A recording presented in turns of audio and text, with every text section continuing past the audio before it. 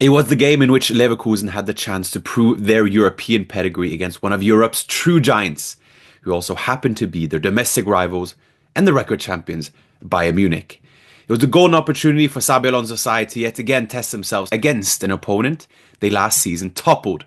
Under Alonso, Leverkusen were unbeaten in their last 6 previous meetings with Bayern across all competitions, winning 3 and drawing 3. They'd also kept a clean sheet in 3 other last 4 encounters. But when the Champions League anthem rang out, all that went out the window. Welcome to the Fußball channel. I'm your host, Marcus Fjørtoft, as always joined by Jan Fjørtoft, here to give our reaction to Bayern Munich's 3-0 win in the first leg against Bayer Leverkusen. And Dad, what is there to say? Bayern just being Bayern. Well, yeah, first of all, highly respect to Bayern, 3-0 against Leverkusen, the reigning champion. Alonso, 6 games, never lost against Bayern. That is big. And it's not only big in terms of a big 3-0, and we will go more into details. Yes, there was a penalty. Yes, there was a red card and so on against Leverkusen. But this is mostly, and that was my first reaction when I put it out on X, Marcus, saying, wow, this was a big win for Kompany. Remember, this is Xabi Alonso, who was candidate number 1 to do the Bayern job. And if we're kind, we'll see that Kompany was 5th choice, maybe the 6th choice. Yes, he will win the Bundesliga. Yes, he's been looking good in the domestic league and the games against the Bochums and the Eintracht Frankfurt's 4-0. But they will always be on him. Yes, but what did he do against Barcelona in the Champions League? What happened against Feyenoord? What happened against Celtic? They nearly went to extra time. And then, Marcus, Vincent Kompany, when he stood up this morning, he won 3-0 against Leverkusen. But mind you, and I'm not saying there is a competition between the two of them. They look like good pals, but they got the same profile. They kind of were involved in the same process of being Bayern coach and winning 3-0. It must be a great, great Thursday for Kompany. And to put it into context, Bayern have been impressive in the Bundesliga by all accounts, but there has been this tune about Bayern not showing up in the big games. Is this a turning point for Kompany? It's a turning point in the terms that they won't talk about that anymore. You can still... They will probably, and I guess we will end this special episode on do they have a chance, Leverkusen, playing at home in Bayer Arena. But they're through now to the next round. That makes them a bit closer to the big final in Munich. So I think Vincent Kompany now, when he will win the league, by going now to the next round, I can't see Bayer Leverkusen manage to turn this around. This is a big win for Kompany. This is the kind of exam for him. That was the exam. Now he's done that as well. Okay, you can say he was out of the Pokal, but that can happen. That can happen. That was against Leverkusen, by the way. But now he's home free for the season, Marcus. And we had an episode where we discussed that. What would be the consequences of him being knocked out by Leverkusen? And that's how sport is. Now he is the guy. He even opened the door to that last kind of skepticism, criticism that went to his direction about, like you saying, turning up for the big games. It's also a reminder, and maybe it's from Bayern's point to Leverkusen, that Leverkusen aren't Bayern. And I mean that in the sense that, as I alluded to in the intro, when the Champions League lights are shining and Leverkusen find themselves in the Champions League knockouts, it's a different feel being in the Champions League. And I draw that parallel to Arsenal last season. Arsenal played Bayern Munich, and we remember Bayern Munich under Tuchel last season. By no means an impressive team in the traditional Bayern sense of the word. But they played Arsenal. Arsenal, who in the league had won 15 out of 17 games. One loss, one draw. And by all accounts, Arsenal fancied themselves against Bayern. But it's as if a switch is turned on when Bayern are in the Champions League. They find that experience, tap into that history. And yesterday, yes, we can talk about Leverkusen's penalty, red card and whatnot, But there was something so matter-of-factly about Bayern yesterday against Leverkusen. I think maybe we forget that in the overall analysis when we go into these games, that they're not traditional games in the sense. It's Champions League we're talking about. Yeah, this is Bayern. Even Manchester City had trouble at the beginning in the Champions League before they kind of broke the code and won it, as we remember when Rodri made the winner. But I think I like your analysis. You have a point about the winning culture. You have a Real Madrid who seems to win Champions League always. It's just that culture. It's just that expectations when you walk into that club, that Champions League is the big thing. But I guess if I'm going to go a bit against the analysis, there are the Villarreals in the history of the Champions League of Bayern. They haven't gone far the last years. But you're right. When the goals get tough, and I guess that is the next step that Kompany did by this win, they managed to do that. They managed to do what Bayern is all about. Bayer Leverkusen, maybe it was not the 3-0 game, but if you watch that game, there is no reason to say that Bayern didn't win it deservedly. And I think that is the sign of a big football club.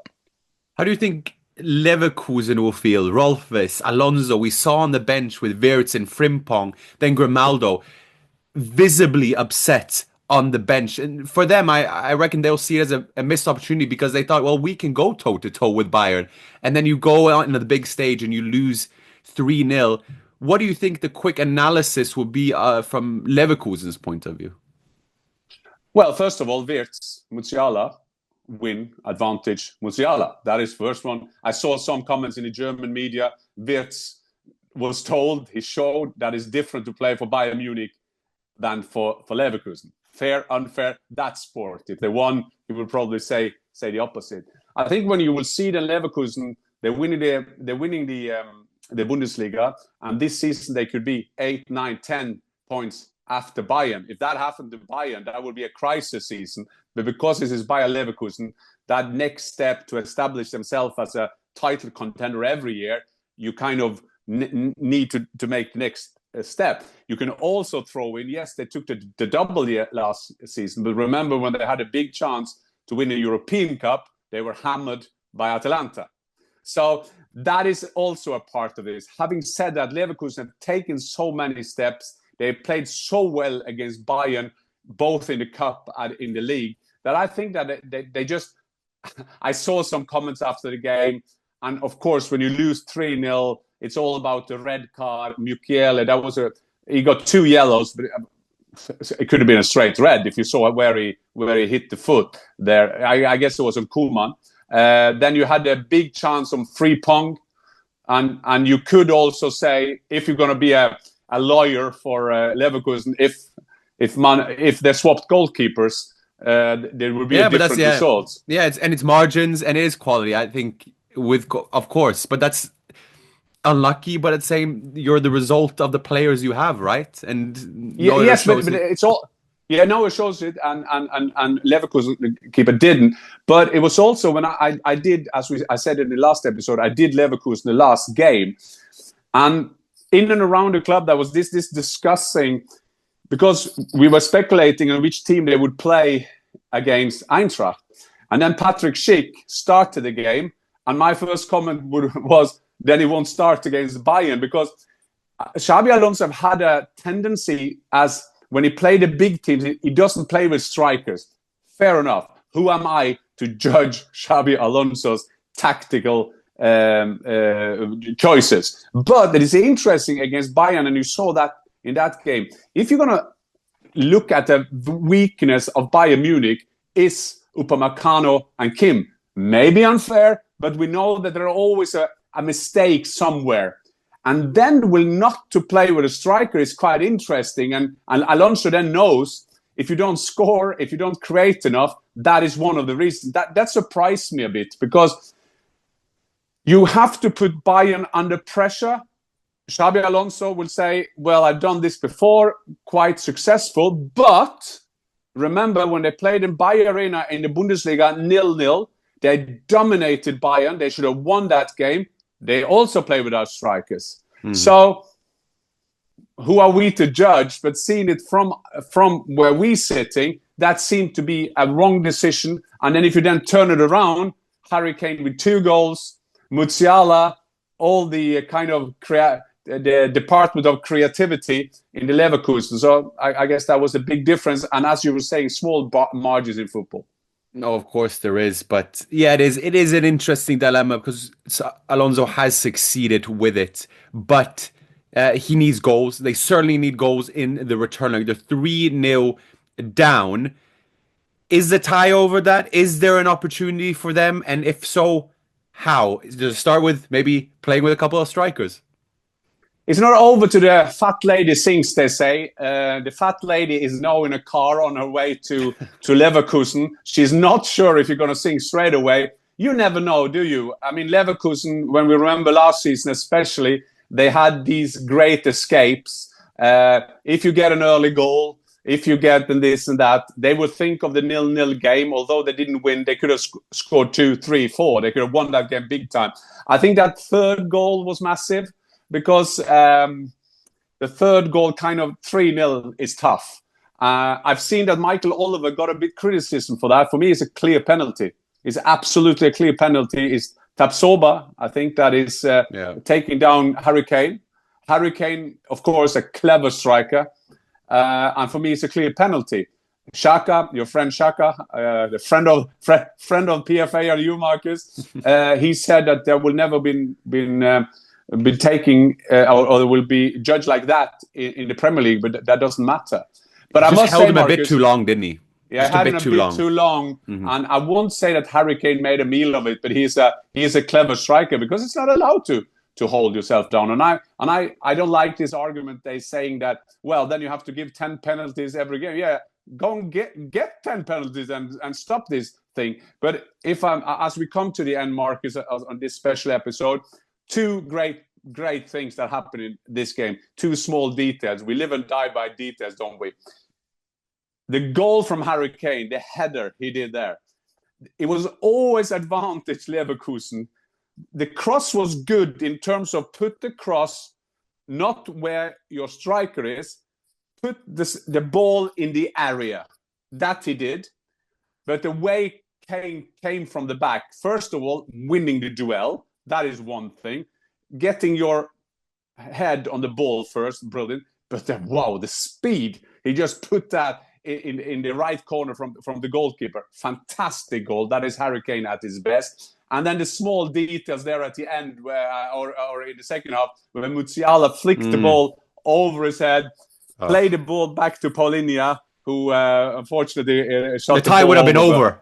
I mean, we can say it's 90% over, whatever, but 4-0 it would have been game set match. Yeah, and that was unfortunate. But Musiala, I mean, yes, he scored on a mistake from the goalkeeper, but that was Musiala at his best. And there's been discussions. You can check out our episode why there has been discussions around Florian Wirtz and Musiala. It's a dream for every Bayern fan and every in the Bayern management to get Florian Wirtz. But Musiala, I saw after he scored, he pointed at his emblem, the logo of Bayern. So it was a bigger relief also for him because he's now up there with the best paid players at the club, up with Harry Kane, apparently. We've learned from Bayern Insider that you always should say apparently, because they are not unofficially official. But Musiala, great. And was it a 3-0 game? But at Leverkusen, they did turn up, but they didn't turn up enough, if that is a good description. And moments prove clinical, especially in football, for better or worse. Just Manuel Neuer out with the injury. That can happen. He's 38. But the funny thing is that he got his Muskelfaserriss. That means you get a stretch and you kind of wound on your muscle, so to say. He got the injury from celebrating after Musiala's goal. And another thing, Marcus, what was the consequence of that? Ubrik came on. They got him in the winter. Fair enough. He came on. He's a young lad. Sven Ulreich, the third goalkeeper, was sitting in his private clothes in the stand with his wife and had to move down happily for for Bayern. He was in the team squad for the game and had to get into his gear to be a second goalkeeper, reserve goalkeeper for Ubrik. That was a bit funny. And again, Manuel Neuer, the expert on getting funny, quote, quote, injuries. Last time, the big one going skiing, and now a muskelfaser's injury doing celebration. So Manuel Neuer, sometimes even the best in the world feel that they are getting older. Yeah, and he's out for 3 to 4 games, so we will miss the return leg as well. Those are the perils of getting older, I guess, that we can touch upon that in a later episode, the niggles that come with it. But for now, that is our reaction episode on Bayern against Leverkusen, and we'll be back concluding the round coming up in the Bundesliga along with other specials. But for now, auf Wiedersehen. Auf Wiedersehen.